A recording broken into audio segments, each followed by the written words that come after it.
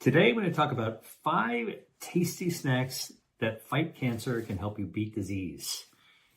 And if you're like me and you've been touched by cancer in your life, somehow, whether it's a friend, a relative, colleague, and maybe yourself, then you're going to want to actually watch this video to the very end, okay? Because I want to give you some practical tips on each of these foods and how they can actually help you lower your risk of cancer.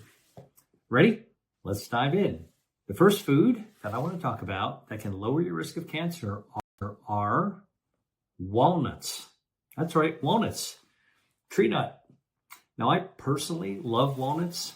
They come in halves, right? If you're already out of the shell. And each of the half looks like a wing. That's how you should always think about walnuts. I'm going to tell you what's in a walnut, why it's useful for cancer fighting. And then if you like to eat walnuts, I'm going to tell you how I actually use them for my own food. But let's first talk about cancer, all right? I'm a cancer researcher. I'm a physician. I have cancer patients. I've diagnosed cancer in many people over my career. So I want to actually tell you a little bit about the biology of cancer. And because if you understand what we now know about cancer, it'll give you a clue on how we can actually use food to fight it. All right. Now, cancer is a dreaded disease, and it deserves the fear that it actually evokes, because it's one of those conditions that tends to sneak up on us, and then suddenly you've got a diagnosis. Then you undergo this sort of pipe of treatment that involves chemotherapy. No wonder it's actually dreaded. Okay, but things are actually changing quite dramatically, because we're now realizing that cancer is a condition that we probably form all the time in our bodies, and we just don't even know it. And you see, because a tumor is made out of cancer cells, and cancer cells are basically regular cells that are undergone a mutation. All right, so a normal cell undergoes a mutation, and now it's an abnormal cell. And the issue is this: our body is made out of trillions of cells, trillions, about 40 trillions. And all these cells have to be copy and pasted, duplicated perfectly all the time. And that's basically why we're still here today compared to yesterday, and why we're still going to be around tomorrow compared to today. Our cells are copied over and over and over. That's part of being alive, all right? And copying cells is really, really complicated. Good thing our body knows how to do that pretty well, but it's not perfect. Our body doesn't actually copy all of our cells exactly perfectly. Let me talk to you about copying and perfection, right? So imagine I were to give you a sentence and ask you to type it on a word processor or laptop 10 times, all right? You'll probably do all 10 copies of my sentence perfectly, all right? That's what I would expect. Now, if I were to ask you to copy it 100 times, all right, you're going to be making some mistakes. I bet you make 1 or 2 mistakes in a sentence, all right? Now imagine I would ask you to copy it 40 trillion times, because that's how many times our body has to copy our cells. We got 40 trillion cells. We got to copy 40 trillion cells. And now, for sure, whether it's you or your body trying to make that many copies, mistakes are going to be made. And every mistake when you make a copy of a cell turns out to be a mutation, all right?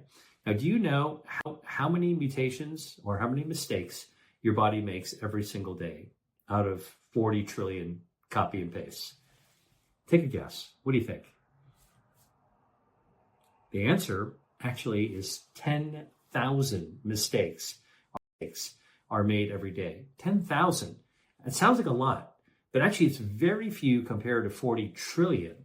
The body's pretty good, actually, but those 10,000 mistakes that are made, each one of those mistakes can become a microscopic cancer, because cancers begin as mutations, abnormal cells. And when those abnormal cells kind of grow, they become microscopic cancers. Now, why do I call them microscopic cancers? And what does that mean? Microscopic compared to what? Well, I call it microscopic cancer compared to a clinical cancer. A clinical cancer is what a mammogram detects when you actually see an abnormal part of the picture of the mammogram, or maybe a woman feels a lump in her breast. A clinical cancer is actually when you've got bleeding in the toilet bowl and it's a colon cancer that's bleeding, or maybe you see a colon cancer in a colonoscopy. Clinical cancer is actually when you do a scan of your body and you've got a tumor in your liver, all right? But that's a clinical cancer. A microscopic cancer is one of these tiny little, tiny tumor, all right, made out of abnormal mutated cells that is so small, it's just a few millimeters in diameter, kind of about the size of the tip of a ballpoint pen, all right?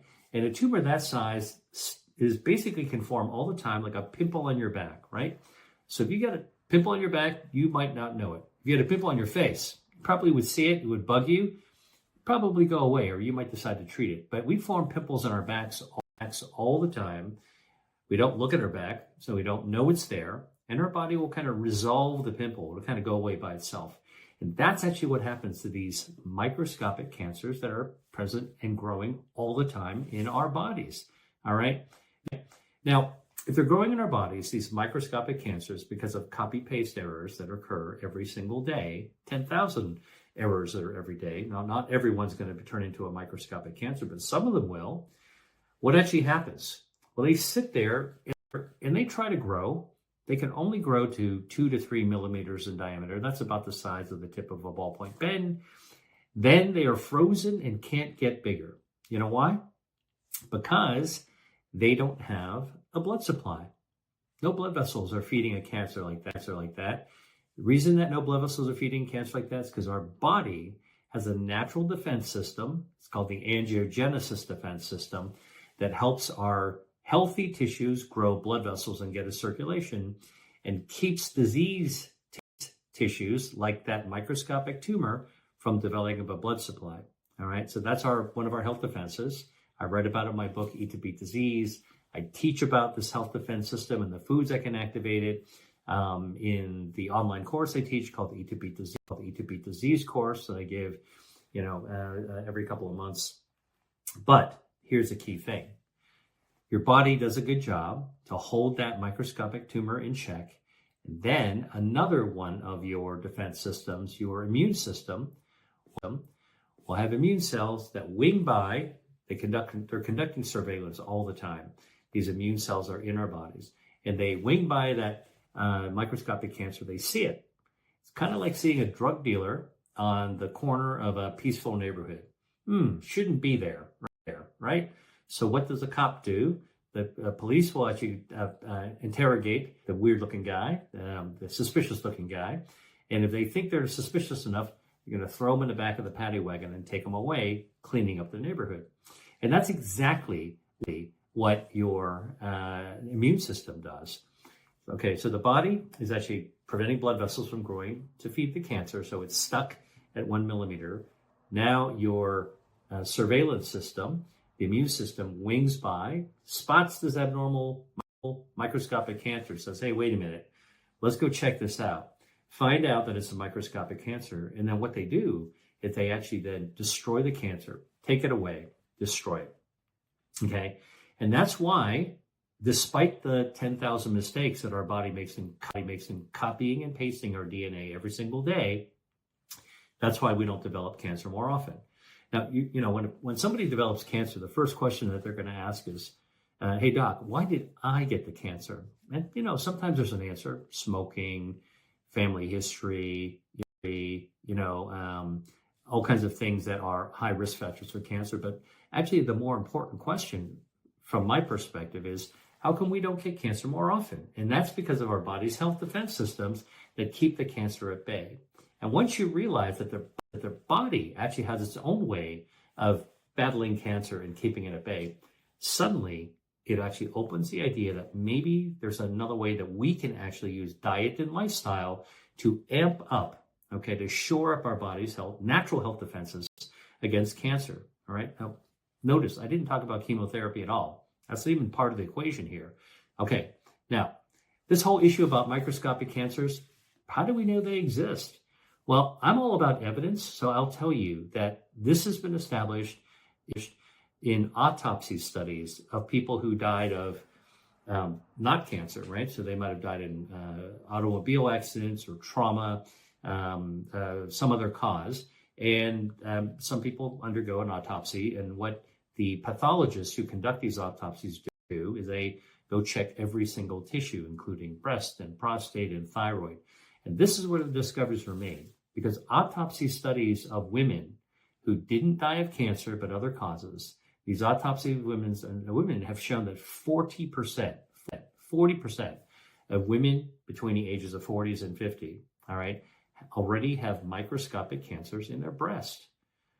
Most of these women will never be bothered by breast cancer, those tiny little cancers, because they're just microscopic, and their immune systems will take care of it. But some of them will go on to develop cancer, but that's a key thing. 40% of women in their 40s who have no cancer, no evidence of cancer, that's no clinical cancer, they already have these microscopic cancers. And that's partly how we know that what I just told you earlier about the copy, paste, and mistakes, that's how we know that occurs, these microscopic cancers. My mentor, Dr. Judah Folkman, once wrote an editorial about this called Cancer Without Disease. Sounds kind of weird, right? Sounds like a contradiction in terms, but nope. This is actually how it is. We have cancer without disease. Now, here's another study. Autopsy studies of men in their 50s have shown that 50% of these men have microscopic cancers in their prostate. But most of them aren't going to develop clinical prostate cancer. Why? Because even though those microscopic cancers are there, immune system will actually wing by, spot them, and take them out, right? So basically your body prevents blood vessels from growing, keeps them small. By the way, I got to tell you, research I've done in the lab, and that lab has actually shown that if you actually take a tumor and you prevent blood vessels from ever getting to it, can't grow more than 2 or 3 millimeters in diameter. Again, that's about the size of the tip of a ballpoint pen, super tiny. But once you allow blood vessels to touch that cancer, to feed it, bring it oxygen and bring it nutrients, guess what? In the lab, we've shown that that's enough to grow that tumor 16,000 times in just 2 weeks. All right. So angiogenesis, tumor angiogenesis, abnormal blood vessels growing towards the blood vessels. Angio is blood vessels, genesis, how they grow. Our body's health defense controls all of our healthy blood vessels, but occasionally a cancer will be able to hijack that system and grow blood vessels. It'll grow 16,000 times in 2 weeks. All right. That's why angiogenesis is the trigger for tumor growth. But as long as your body can actually keep it small, cut off the blood supply, then our immune system wings by and takes them out. And that's why the 40% of women in their 40s or the 50% of men in their 50s, that's why their own health defenses protects them against those microscopic cancers in their breast and their prostate from ever growing up. All right. And there's another study, it's an autopsy study of people 70 years and older. And what that study showed is that 100% of people above the age of 70 have microscopic cancers in their thyroid gland. Now, the thyroid gland is kind of just in your neck, a little below, just above sort of like the sternum, all right? It's a endocrine gland. It releases thyroid hormone. But as you get older, thyroid cancer is really, really common. But actually, it won't become a clinical cancer, won't be a problem. So all these things were discovered accidentally during autopsy studies. And it just shows how common cancer actually is in the body. Cancer without disease. Our body having health defenses that actually knock out and take away these cancers and keep them from ever growing and becoming a problem. And that's why we're actually healthy, right? So most people don't develop clinical cancers, but because of these health defenses. But if any of these health defenses fail, all right, then it gives cancer an edge, a chance to actually overcome the blood vessel system and grow their own blood vessels, overcome the immune system, escape the immune system. And if you actually have inflammation around, inflammation is kind of like pouring gasoline onto the embers of a fire. It's going to cause it to rear right up and start to actually become very ferocious and fearsome, right? Hey there. I have a valuable resource that you won't want to miss. It's all about the 5 signs that your legs and your feet may be warning you about poor health. Your legs and feet can give you important clues about your overall health, especially when it comes to your circulation. If you want to learn more about these warning signs and how to take action, click on the link below the video to access this essential information. Or you can access the guide by scanning the QR code on the screen right now. Now, let's get back to the video. So, what do we want to do when it comes to food for cancer prevention? Well, what we want to do is to shore up, ramp up, activate our body's health defenses. So what's already pretty good, let's make it better. Let's raise the shields, all right? Every little bit of edge that we can get and our health defenses helps to beat back cancer. And if you actually are somebody who's already struggling with cancer, now you really need your health defenses because they are pushing back against the disease every single moment of your life, all right? So one of the things that you want to do is to lower inflammation. Remember I told you inflammation is like gasoline that you put on the embers of a fire, boom, whoosh, it's going to actually go way up. So you got to lower inflammation, right? So that's a super, super important thing.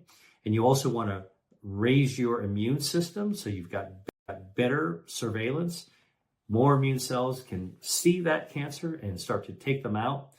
And by the way, here's another thing you want to do. Remember I told you that the copy-paste problem in our body, well, that's actually what leads to the formation of these microscopic cancers due to mutations, remember? And mutations are errors of our DNA. That's a genetic mutation. And so our body has its own ways to prevent mutations in our DNA or to fix the mutations that already occurred. That's our DNA health defense. And again, I write all about that, a whole chapter in my book, Eat to Beat Disease. All right. Preventing cancers from being fed by blood vessels, starving a tumor by cutting off its blood supply. And by the way, there's another thing. If you can actually wipe out cancer stem cells, let me explain that to you. Our body's made out of different organs, and our organs are sort of differentiated, meaning fully formed cells, right?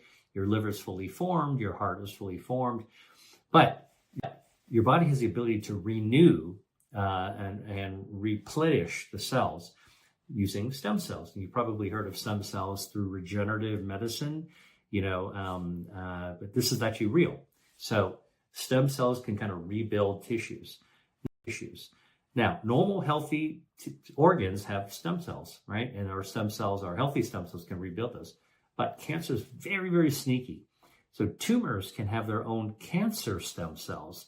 And these cancer stem cells help to regenerate the cancer if you actually cut it out or treat it, all right? And that's when you hear people saying, oh, they had cancer come back. Well, it's the stem cells that actually help them regrow and establish themselves. That's what recurrence of cancer is all about, all right? So all those things that I told you want to do, you want to kill cancer stem cells, you want to cut off the blood supply feeding a cancer, you want to help your body repair the DNA, you want to lower the inflammation, and you want to boost the immune system. All right, guess what food can actually help to do all those things? You guessed it, walnuts, all right? Walnuts can actually help amp up your body's health defenses so that you can actually protect yourself against cancer, all right? So it lowers the risk. Walnut fits the bill as a cancer defense system. Now, what's in a walnut? So walnuts are a source of plant-based omega-3 fatty acids. These are healthy fats. And guess what healthy fats do? Well, one thing they do is they improve the power of your immune cells. These cells are called T cells, all right? They're just part of our immune system. We need those T cells to wipe out cancer. And eating walnuts gives our T cells a real boost, all right? Kind of arms them up big time. Now, walnuts also contain a natural bioactive, a polyphenol, called elagitannins, all right? It's not just one molecule, it's a group of molecules. Elagitannins, all right? And these compounds, when we eat a walnut, these compounds get into our bloodstream, and they can help cut off the blood supply. But these elagitannins also partly tumble down our gut right into our colon where our gut bacteria actually is. And where our healthy gut bacteria lives, all right, the gut bacteria convert the elagitannins in walnuts into something called urolithin, urolithins, urolithins, all right? And guess what? Those urolithins get back into our bloodstream. They've got strong anti-inflammatory and antioxidant effects. Protects your DNA by antioxidant and prevents cancer from flaring up by lowering inflammation, all right? And that's just from the omega-3 and the elagitannins.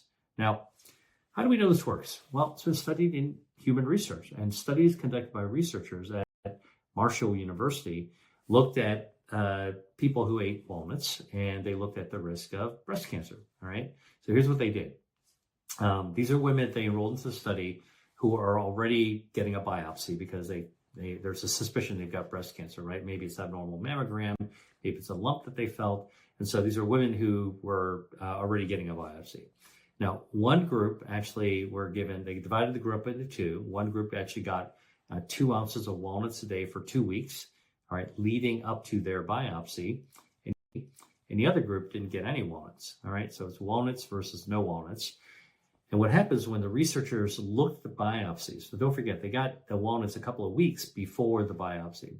And when the researchers looked at the breast tissue from the people who were eating walnuts, the walnut eaters, they did find the cancer, but they found gene expression, all right, related to tumor growth. And the walnut eaters had more DNA, protective genes, that turned down cancer cell growth in their breast biopsy, all right? And the researchers found that the walnut eaters had genes for cancer cell growth, the genes that would actually spark the cancer cell to grow.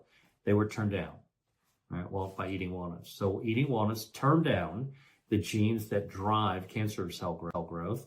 And at the same time, the same researchers found that eating walnuts in those people protected against cancer by turning on anti-cancer genes that actually are designed to actually combat cancer. So shields up, beating back cancer genes are on, and the genes for fueling cancer growth go down. Everything in the right direction, all right? Now, there was another study that looked at 76,000 women. This was called the Nurses' Health Study. And this study actually looked at women who were consuming walnuts regularly. And they found that women who regularly ate walnuts, like just part of their routine diet, they had a 19% lower risk of developing breast cancer, all right? Compared to women who rarely or never ate walnuts, all right? Now, the researchers thought about, the protective effect of walnuts, they said probably due to the high level of omega-3s, all right? But I can tell you, based on what my research shows, that it's not just the omega-3s, it's the dietary fiber.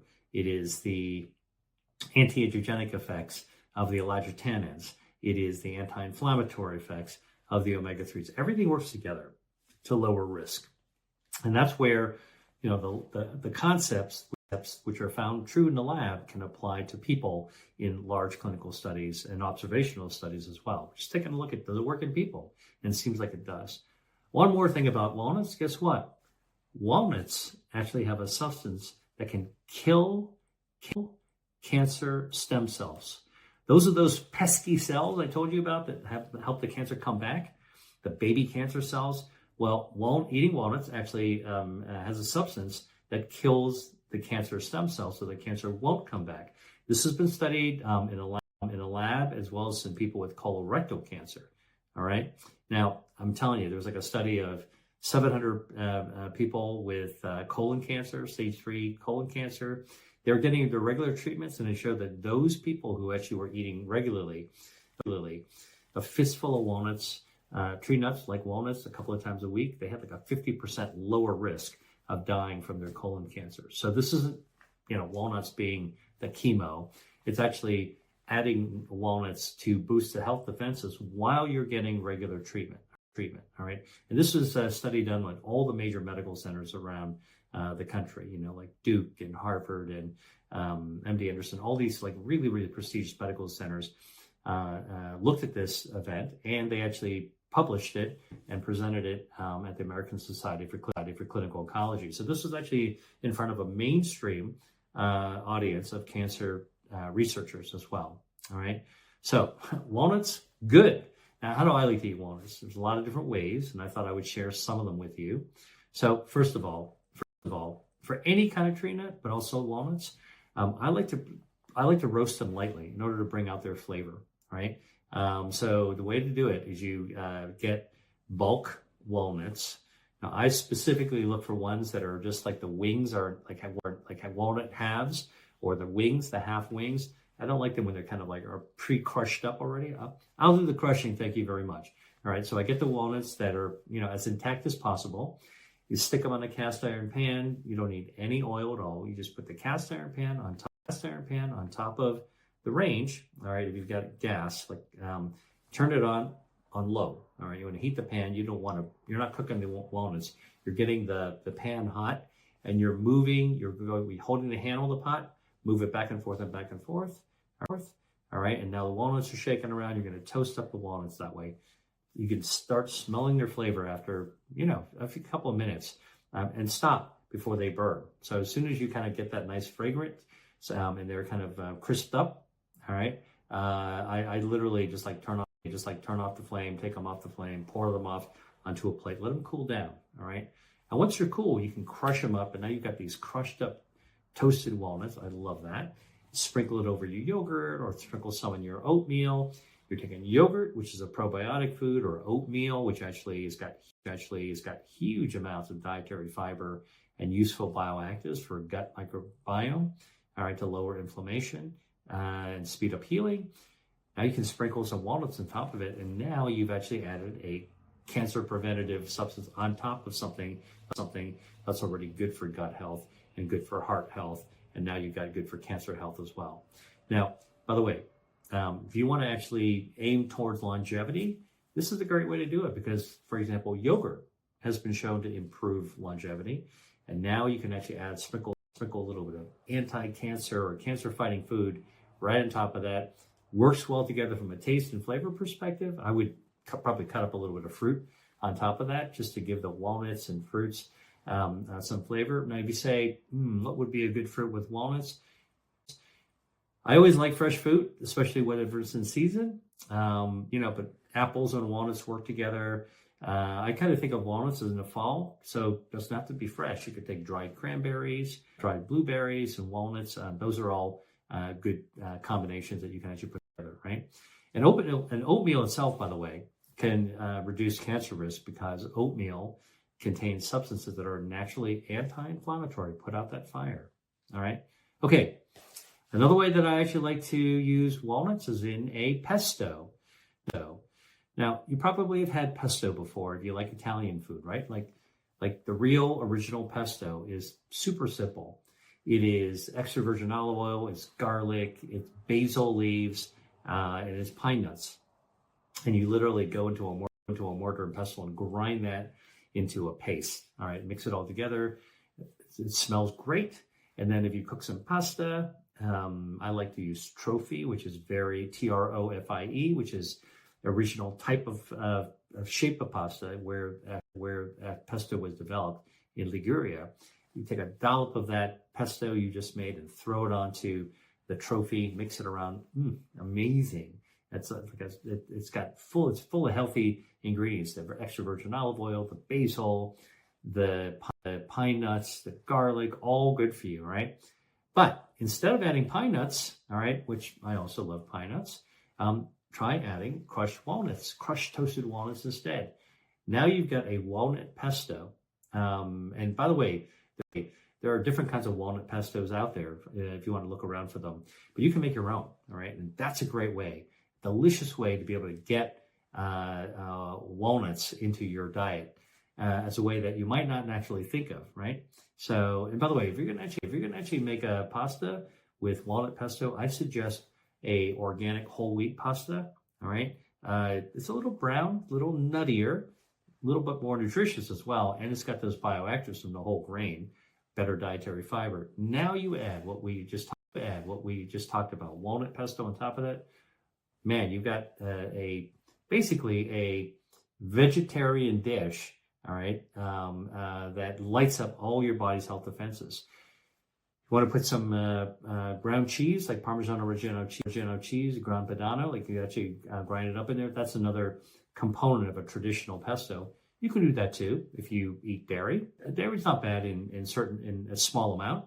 That's a way of actually really lighting it up as well. All right. Now, crushed walnuts, I talked about the yogurt. I talked about the pasta. You can sprinkle them on the salad as well. All right. That's super, super easy. So one nut, lots of different benefits through lots of different mechanisms, many ways to enjoy it. All right. Ready for my second food? That was just my first food. Ready for my second food? It is dried fruit. All right. Now, what do I mean by dried fruit? Well, let's talk about, it's a lot of fruits that you can dry, right? Cranberries, blueberries, cherries. You probably have seen those. What about figs? Now, figs in the summer are nice and green or nice and black and plump and juicy. All right. But you can dried figs, right? And apricots, lovely stone fruit in the summer. I love stone fruit. You know, I love a fresh ripe apricot. Amazing. All right. But you can also eat a dried apricot. You've probably seen those. They're kind of like yay big, like big as a kind of like a big coin, like a silver dollar. They're orangish or orange brownish, and they don't have a pit in them. And so figs and apricots, they are really, really great. Now, dried fruit, probably not the first thing you think of when it comes to cancer-fighting foods, but I'm going to tell you why I'm putting them in this video, including them. And that is that apricots and figs, like all fruits, have naturally occurring bioactives. These are natural chemicals that are anti-inflammatory. And lowering inflammation is a very, very good, scientifically informed way of lowering your cancer risk. All right. Okay, so is not smoking and not drinking too much and getting enough sleep and exercising. But I'm just telling you that eating foods with anti-inflammatory properties is really powerful in terms of lowering your cancer risk. All right. And by the way, if you already have cancer in your body, eating anti-inflammatory foods also is actually going to be beneficial because it helps your body by lowering the gasoline that you would otherwise pour onto the embers of the fire. You don't want that fire to rear out. You don't want that cancer to kind of start to grow like crazy. So to calm it down, lower inflammation. Okay. So the bioactives are anti-inflammatory, but for example, in apricots and figs, they also have a lot of dietary fiber, right? Now, dietary fiber feeds your gut microbiome. These are the 39 trillion bacteria that live in your gut, healthy bacteria.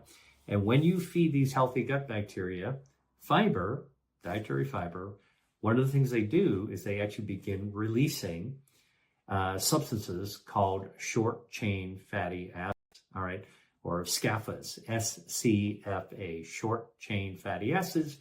And these short-chain fatty acids get into your bloodstream. And guess what they are? They are powerfully anti-inflammatory.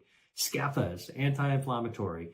Dried fruit with a lot of dietary fiber, like figs or apricot, will actually help your gut bacteria produce these short-chain fatty acids, lowering inflammation.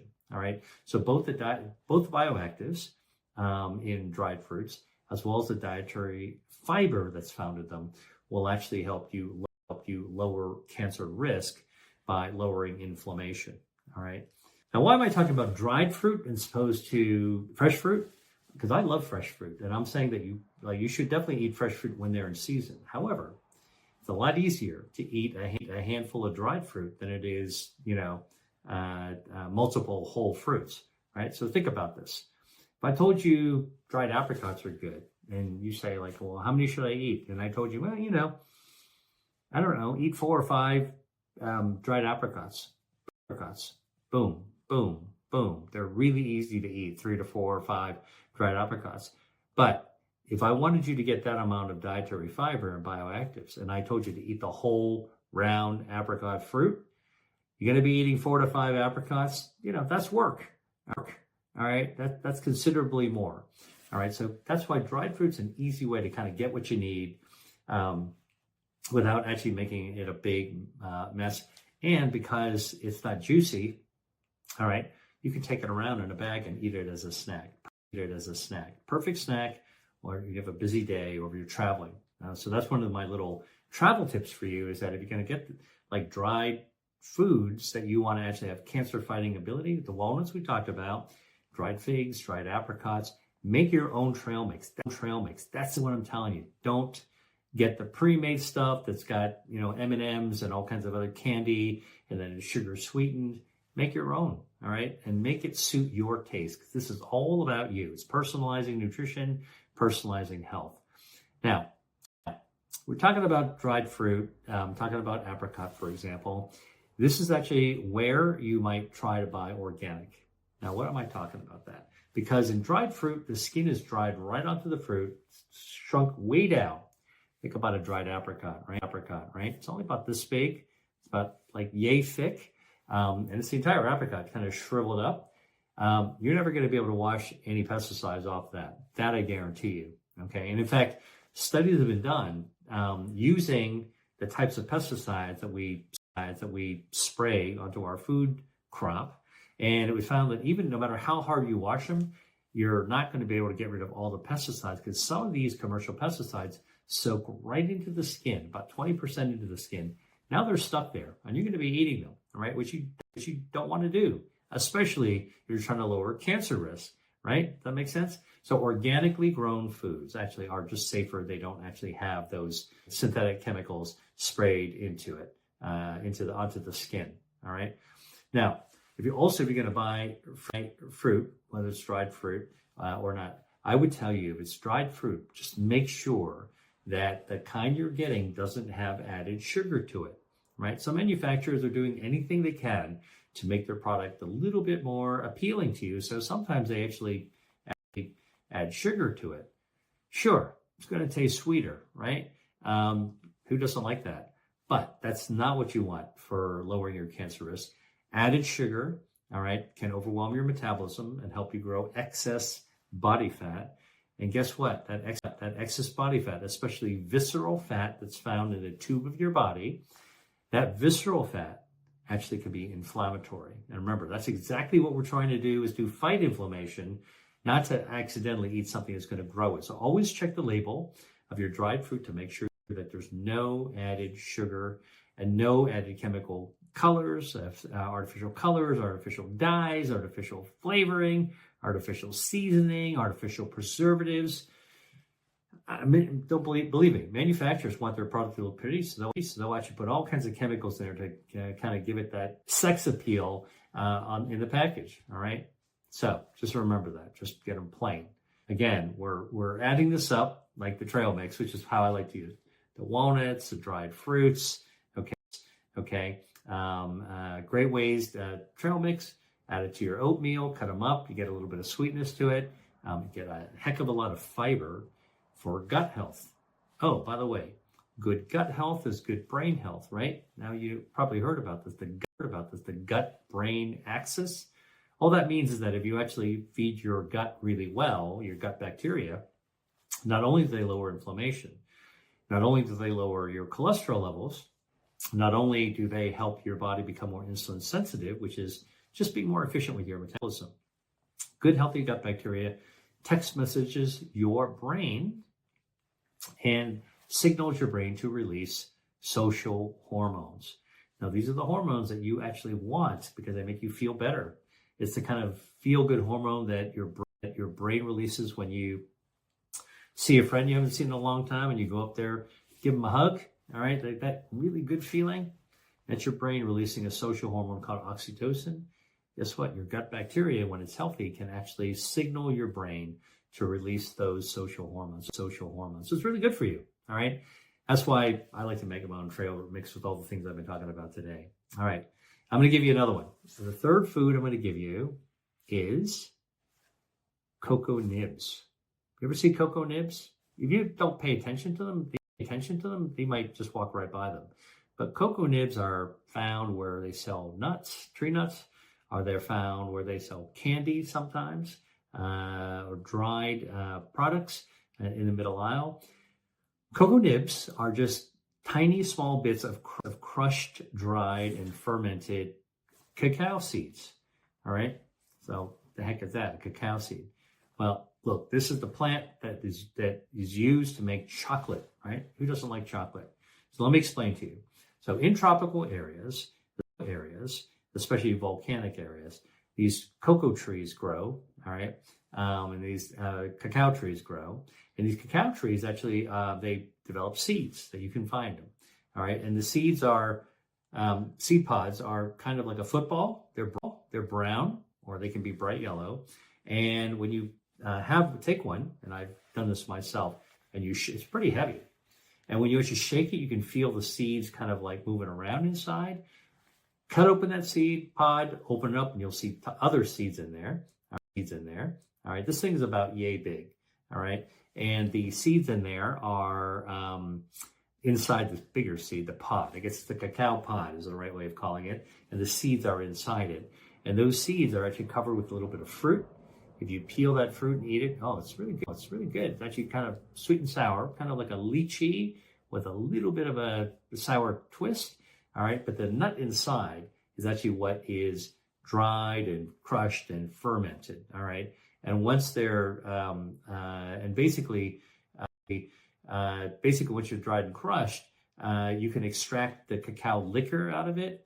But the seeds, the crushed seeds, if you just crush the seeds, those are cocoa nibs. All right, and that's basically what you sell is really the concentrated cocoa nibs. It's the seeds. It's the nibs that contain the polyphenols within dark chocolate. It's all dark chocolate. There's no confection yet. All right. Confection is what they do when they take those roasted fermented seeds, dried seeds, and then they actually start to add things to it. And add sugar and add milk and all that other kind of stuff to it. Butter. Nope. Actually get the nibs. You're getting the pure cocoa nibs, or what you get from the cacao pod, which actually are the seeds that are dried and crushed and fermented, right? And these are packed with the bioactive. We even know what the names are. They belong to the group of bioactives called proanthocyanidins. Proanthocyanidins. All right, leave the tongue twisters to me because I got to deal with it all the time. So I'm used to talking about them. All right. But guess what? Proanthocyanidins lower inflammation. Exactly what you want, right? That's why I'm talking about cocoa nibs. All right. And the cacao and cocoa nibs also help your body repair DNA. So basically, if their DNA is damaged, mutation, right? We talked about earlier. Guess what? Cocoa nibs contain the bioactive that helps your DNA fix itself before it becomes a problem. All right. So really great for lowering the risk of cancer. Cocoa nibs are the precursor for chocolate making. All right. But because it's before you add sugar, you add emulsifiers or other additives to make a chocolate bar, you got the pure, real deal with just cocoa nibs. Now, what are some good ways to eat cocoa nibs? All right. You can sprinkle them on whole yogurt. All right. And by the way, that means that you can sprinkle some crushed almonds, some cut up dried fruit. Now sprinkle some cocoa nibs on a yogurt. Does that sound good to you? Like that to me is a winning breakfast, a cancer fighting winning breakfast. That's, got dairy fibers, got the polyphenols, lots of good stuff. I think that that's actually really useful to know that all these things can actually be used together. Same thing, cocoa nibs, you can actually add some to oatmeal. All right. Another way of lighting up your oatmeal. And by the way, if you're a baker, if you bake things for yourself or the family or your friends, try adding some cocoa nibs to your muffins. All right, adds a little crunch, gets a little bit of that kind of chocolatey flavor without being overwhelming. It's not a chocolate chip. All right, it's a cocoa nib, roasted, crushed, fermented seed of the cacao tree, pod. All right, and by the way, in addition to adding things into a muffin or a yogurt, guess what else you can do? You can add cocoa nibs to your trail mix. You're going to take your walnuts and you're going to actually take your dried fruit. So you can take a snack, throw some cocoa nibs in it as well. All right. Now you got yourself a cancer-fighting, anti-inflammatory snack. What's not to like about that? All right. Hey there, it's Dr. Lee. I share a lot in my YouTube videos, but sometimes we need a deeper, more personal dive into how food can be used as medicine. And that's why I created my Eat to Beat Disease course. You'll have me as your teacher and guide to unlock the full potential of food that can be used to boost your health. My course is packed with the latest science and practical strategies. It's all designed to be easily followed and something you can start using right away. So whether you want to prevent a disease or fight a disease or just optimize your health for longevity, my course has got you covered. So if you're ready to make a positive change, click on the link below or scan the QR code on the screen right now. I can't wait to see how you're going to get started to improve your health using food. Now, back to the video. Next food, you ready? Let's talk about it. Tinned fish. Tinned seafood is really what I mean to say. And I know what you're thinking. Tinned fish, Dr. Lee, you mean like cat food? You know, the stuff that you buy in the middle aisle of the grocery store and you open it up and it smells like cat food, like moist cat food? Yeah, you know what? That's actually an unfortunate prejudice that even I had for years. I'm like, you know, once I realized what cat food smells like, it's just like canned tuna, which is what it is. All right, I kind of shied away from it, but I've changed my mind completely. Turns out that there's a delicacy that are what are tinned seafood. So it could be fish, it could be mussels, clams, squid, all kinds of different things, octopus you put in there.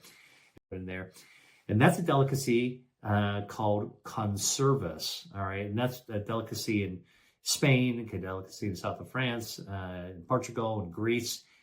You'll find stores that are having tinned sardines or tinned mackerels or anchovies or tinned clam, octopus.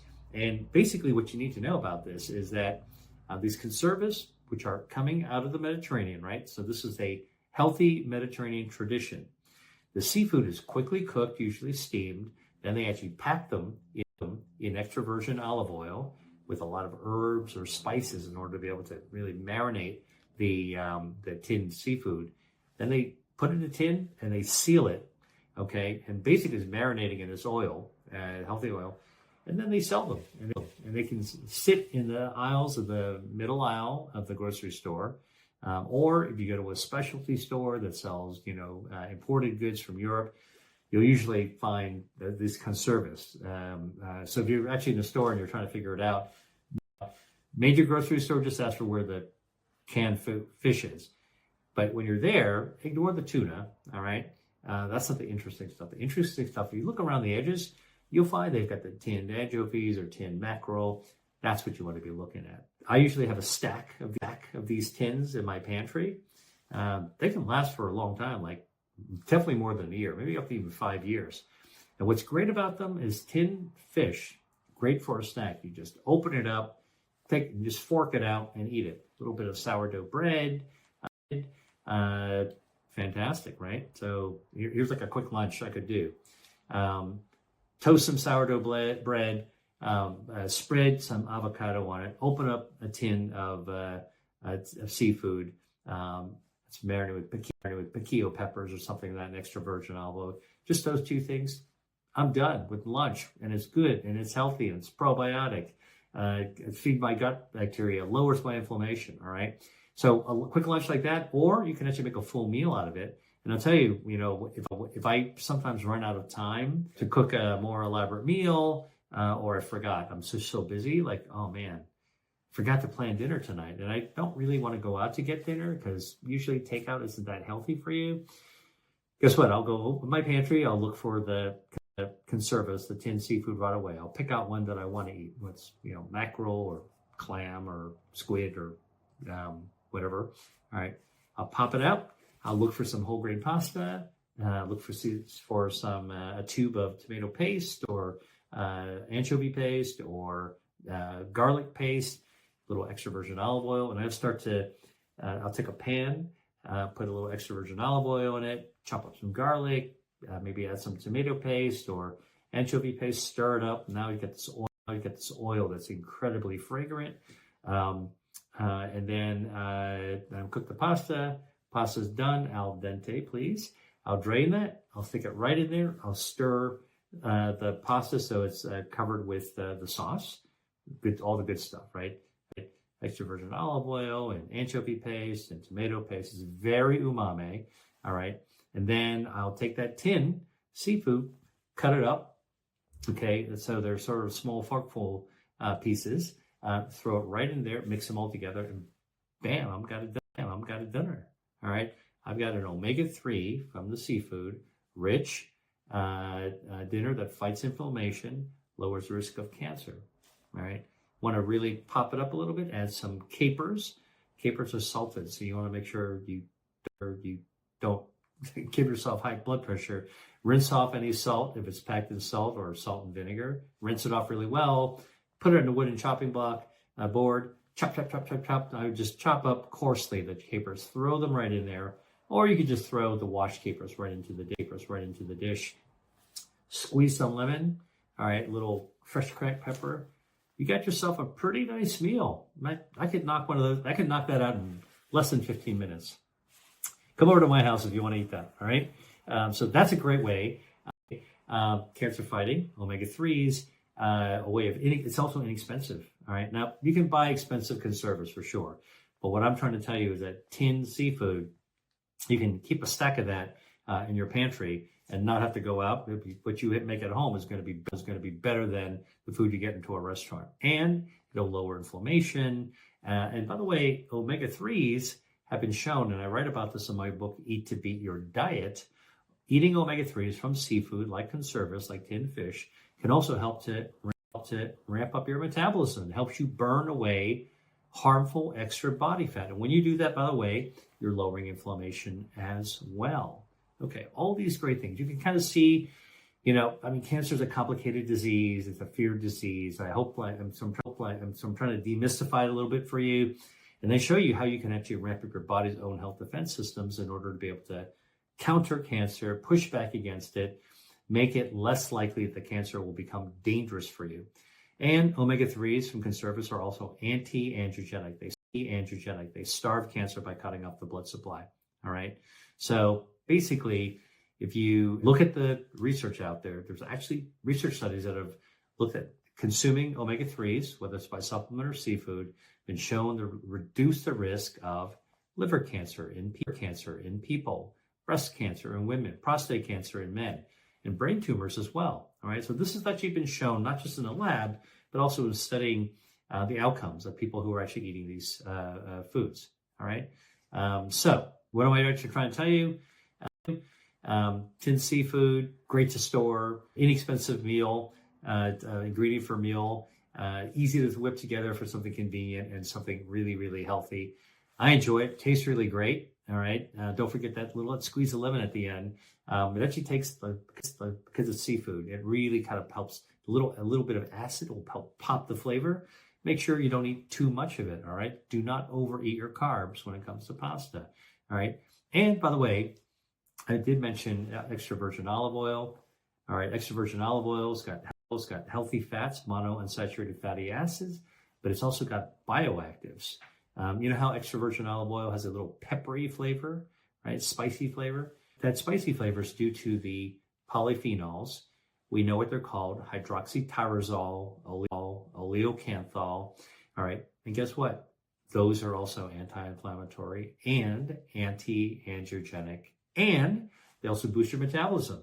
All right. So I'm just telling you, I'm taking you around the block a little bit to show you, we started with the kind of a scary topic of cancer, try to demystify it for you to show how the body normally deals with it. And now we're diving into the foods that actually can lower your risk and taste great all at the same time. All right. Promise you one more food. You know what that's going to be? Apples. You've heard of that phrase, an apple a day keeps the doctor away. Some truth to this. All right. So what's good about an apple?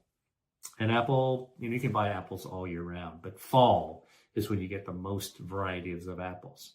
And apples are a great source of dietary fiber. Dietary fiber, good for your gut microbiome, right? When your gut bacteria happy, remember we talked about this, what happens? Your inflammation goes down. That fights cancer risk, all right? So it lowers risk of cancer by lowering inflammation. But apples have something else in their flesh. And in their flesh, they have something called quercetin, Quercetin. I know you can buy quercetin as a supplement, and people always ask me, Dr. Lee, should I just take the quercetin supplement? What do you think about that? What I say is supplements are for topping off. Why don't you just eat the whole food? I'm a big believer in the whole food. Eat the whole apple, and then you'll get the quercetin, and you'll get the dietary fiber, which you're getting from your little supplement pill, all right? And other polyphenols are present in the whole apple. But quercetin, anti-androgenic, cuts off the blood supply to the tumor, cancer starving, all right? That's kind of what you want to do, all right? And quercetin has also been able to protect cells against oxidative stress. Remember, I told you stress actually can cause DNA mutations. Quercetin can actually protect against that. So it protects your DNA. Remember, it's that copy paste. It's a mistake that's made that leads to the microscopic cancer. Quercetin protects against that. All right. So again, it's not one apple a day is correlated to one notch of decreased cancer risk. It's that if you incorporate apples, and these are the foods that we've been talking about, all right, into your lives, you're actually just adding more and more stuff. You are actually tipping your own odds against cancer in favor of actually staying as healthy as possible. And if you have cancer, it helps to tip your odds that you're going to win. Okay, win the battle. All right. Now there are clinical studies that have been done looking at apple consumption, because what I always try to say is, does it work in people? Prove to me that there's evidence that it works in people. So there's researchers from Italy at the University of Perugia looked at 48 clinical studies, right? That's a lot of studies that all looked at eating apple and cancer risk. And here's what they found. They found that eating apples was associated with a 25% lowered risk of developing lung cancer and a 34% lowered risk of developing colon cancer, colorectal cancer, and a 21% reduced risk of breast cancer. All right. That's 1 out of 5. Cross out that 1 out of 5. 1 out of 5. All right. So that's pretty amazing, right? Like it actually works in the clinical setting, in the real world setting. So what are some pro tips I can give you about apple eating? Well, if you're going to eat the apple, you're going to get the most fiber by eating the skin along with the flesh, right? Right. So you take the apple home, wash it off really well, eat it. A lot of dietary fiber and the polyphenols are found in the skin of these fruits. Now, if you're going to eat the skin of an apple, for sure, this is where it pays off to buy organic, because studies have shown that if you actually looked at the commercial pesticide sprays, it's impossible to get rid of all of it. Some of the pesticides penetrate up to 20% into the skin of the apple. You're stuck, all right? You get organic, you're actually not going to get the chemicals soaking into that. Now, how do I like to eat apples, all right? I like it a lot of different ways. I like them plain, just eat an apple. By the way, it's good for your gums, good for your teeth. You're chewing it, an apple. If I want to get a little bit more, I like to work with the food a little bit. So if you cut up your apple, all right, consider keeping the peel on if you're getting organic, all right? Chop them up with the skin. Now you can sprinkle them onto oatmeal. You want to kind of make it a little bit nicer, and the chunks of the apple a little softer. After you cut them up into small cubes, throw them into a pan, all right? You can even use a little touch of extra virgin olive oil, all right? Add some nutmeg, add some cinnamon to it. Now you've actually lit it up. Now pour that on top of your yogurt, or pour that on top of your oatmeal. And you can make a batch of this, by the way, of kind of an apple compote with some herbs and spices. You can make that the night before, the day before. Keep it in a jar in your fridge and just spoon it off right on top of that yogurt or oatmeal, all right? Now, I've mentioned cinnamon. Cinnamon has metabolism activating benefits as well. Great flavor combination, like that spice. Great combination with apples, all right? So all this is all meant to show you that you can actually eat foods to actually fight cancer, lower your risk. It's supported by clinical evidence, human evidence, and you can actually use them, do that with foods that actually taste great. That I hope I showed you. I can actually incorporate them into my life in super easy ways, along with a few purchasing tips to make it an everyday thing. Right? Everyone should be fighting cancer every single day. Start before you have cancer. That's a key way. Prevention is the best form of intervention. All right. Hope you learned something new. Thanks for watching, and I will see you on the next video. Dr. Lee out. Hi there. If you enjoyed watching this video, I know you'll love the next one. Stay here and check it out, and I'll see you there.